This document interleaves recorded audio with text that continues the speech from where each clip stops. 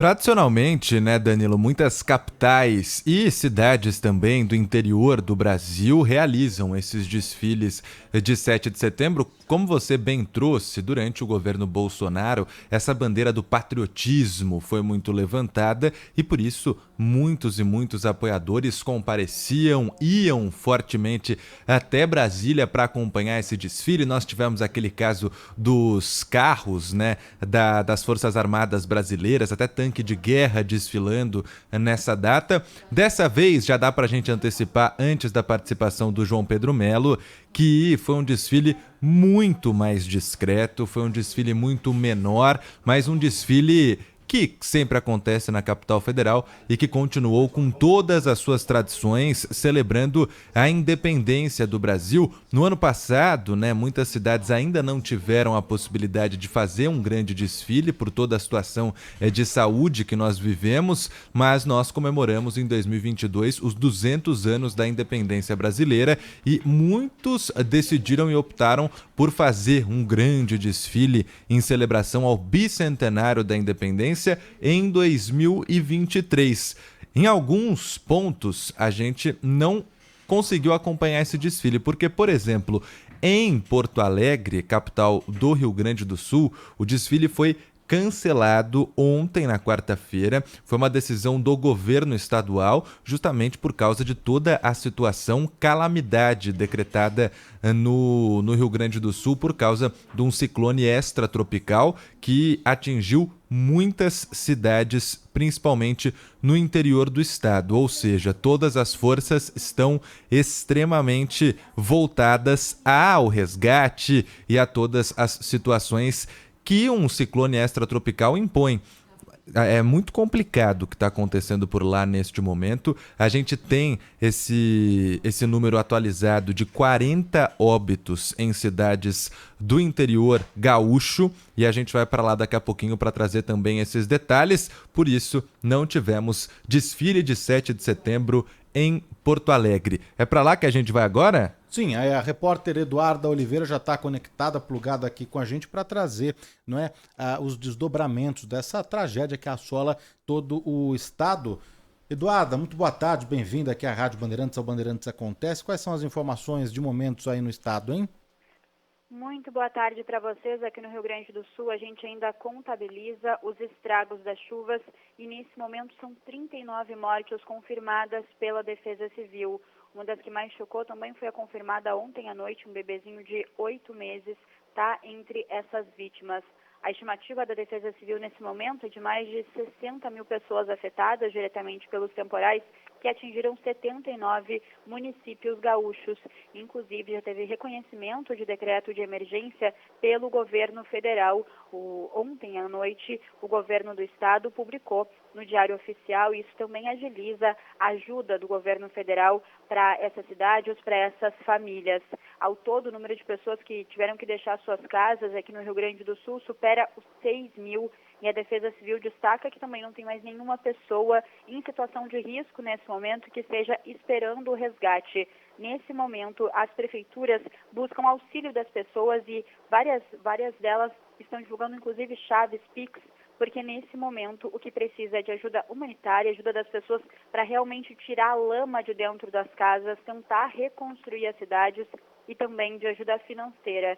Em Mussum, uma das cidades mais afetadas, um levantamento da Defesa Civil é de que 85% da cidade tenha sido destruída, então é uma das cidades que mais está precisando dessa ajuda. O prefeito Matheus Troian também está bem ativo nas redes sociais justamente pedindo isso. Nesse momento eles pedem inclusive a concentração de realmente valores financeiros porque eles não têm nem onde armazenar alimentos, por exemplo. Então o pedido é principalmente de recursos financeiros e também colchões, fraldas, cobertores, porque isso é o que mais se precisa nesse momento. O cenário de destruição em várias cidades, Roca Salles também é uma das mais atingidas e a população está tentando reconstruir também dessa maneira, mas muitas pessoas também estão privadas de comunicação. Agora, o prefeito de Mussum falou há pouco que algumas companhias telefônicas estão conseguindo restabelecer o contato e ele próprio já está conseguindo se comunicar através da própria cidade, porque ele tinha que sair da cidade para fazer qualquer tipo de contato, que também dificulta as pessoas saberem notícias dos seus familiares, né? Tanto as pessoas que estão nessas cidades se comunicarem com as pessoas de fora, quanto as pessoas de fora saberem notícias. Por isso, a Prefeitura de Mussum fez, inclusive, uma listagem das pessoas que estão em segurança, está divulgando nas redes sociais, para também trazer um pouco de conforto, uma tranquilidade, porque um dos outros problemas que também estão sendo enfrentados aqui no Rio Grande do Sul é que as pessoas vão até a cidade só para fazer o registro. Às vezes não tem nenhum familiar e a Brigada Militar fez um apelo para a população para que não tentem ir até essas cidades afetadas, né, porque dificulta muitas vezes o trabalho de reconstrução dessas cidades. Então, esse é mais um ponto de atenção aqui no Rio Grande do Sul, além, é claro, das próximas chuvas previstas. A preocupação agora é com novas tempestades que podem atingir o estado, boa parte do estado, e inclusive essas regiões do norte, também na região central e na Serra Gaúcha, que foram atingidas pelos temporais desde a segunda-feira. Ontem e também hoje, por enquanto, é de trégua, mas a previsão da meteorologia é de que volte a chover nesta quinta-feira e possa se estender até sábado com altos volumes de chuva. Então, isso é muito preocupante, as pessoas estão tentando ainda se restabelecer e podem vir novas chuvas por aí. A Defesa Civil Gaúcha, até vou atualizar junto com vocês aqui ao vivo, tem alerta para temporais, descargas elétricas e também queda de granizo, além de rajadas de vento, alerta para chuvas intensas com risco de cheias. Esses alertas são emitidos e ainda estão válidos, além de alerta de temporais e para inundação do rio Uruguai, com uma lenta elevação entre as cidades de São Borja e Itaqui, e também um alerta do rio Jacuí e do delta do Jacuí para elevação.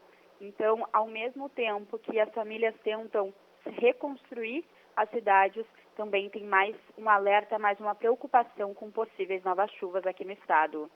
O Eduardo, é claro, né, que o foco agora é recuperar mesmo, né, a cidade, não é, e desobstruir aí as áreas afetadas, enfim, e o Estado precisa mesmo dessa ajuda, né? Mas houve uma polêmica envolvendo o governo do Estado e a entidade, né, a entidade meteorológica do Rio Grande do Sul sobre justamente esses alertas, né? A Metsul, entidade meteorológica aí do Rio Grande do Sul, explicou que alertava, sim, né, semanas antes dos volumes excepcionais e sem precedentes aí no estado. Então você comentou que esses alertas permanecem, mas eles permanecem com essa gravidade aí, da mesma forma que a Metsul previa?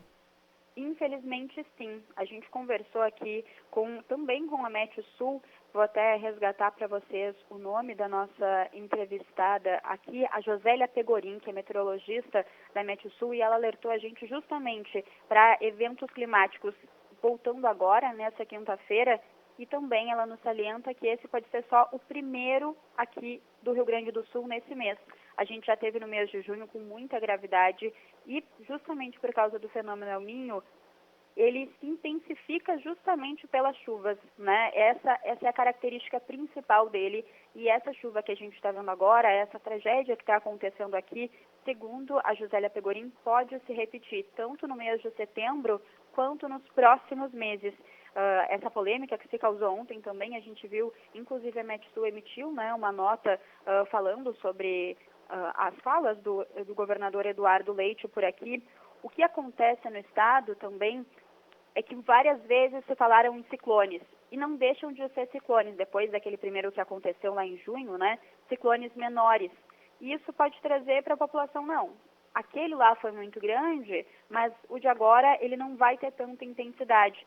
Então pode ser até quase uma banalização ali da palavra, e as pessoas às vezes não querem sair de suas casas, né? Não querem perder tudo, ter a chance de perder tudo. Isso já causa uma...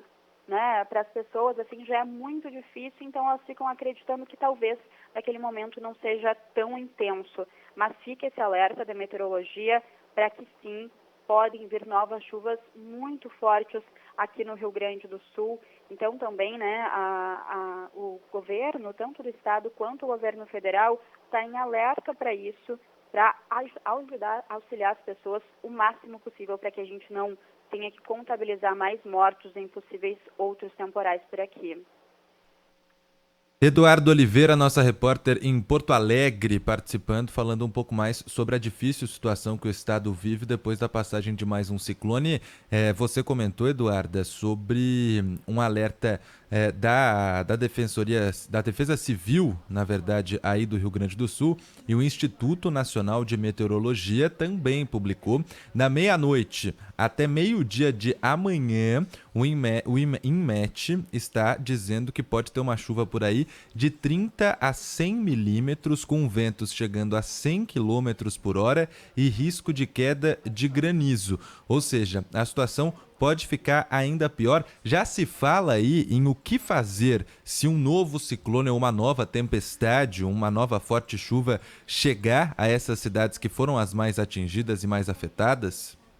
O momento está sendo mesmo de reconstrução, tem essa possibilidade, esse medo de que novas chuvas cheguem por aqui, mas também as pessoas já estão sendo retiradas de casa aqui em Porto Alegre. Antes, né, no que a gente viu no início da semana, esse ciclone que passou por aqui, em Porto Alegre não foi tão grande o estrago, mas nesse momento os moradores da região do Delta do Jacuí, que inclusive tem esse alerta da Defesa Civil, começaram a ter as casas alagadas por conta do aumento do nível dos rios que desagam ali no Rio Guaíba e também na Lagoa dos Patos. A região das ilhas aqui de Porto Alegre recebe as águas do encontro Jacuí com Caí, Taquari, Rio dos Sinos e Gravataí, e por isso essa junção dos rios também pode causar uma inundação. Aqui em Porto Alegre, a cota de inundação do Lago Guaíba já foi atingida e tem essa maior preocupação, principalmente com as comunidades ribeirinhas da região do arquipélago, aqui da região metropolitana, principalmente na Ilha da Pintada, Ilha do Pavão e das Flores, que é uma comunidade bastante carente, assim, que é uma comunidade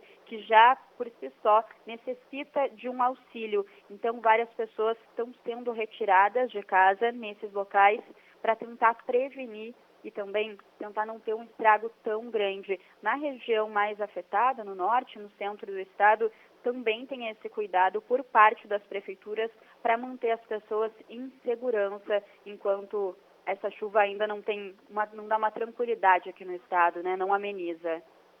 A gente agradece a repórter Eduarda Oliveira atualizando aí para os nossos ouvintes a situação no Sul. Obrigado, viu, Eduarda? Qualquer novidade, volte aqui para atualizar a gente.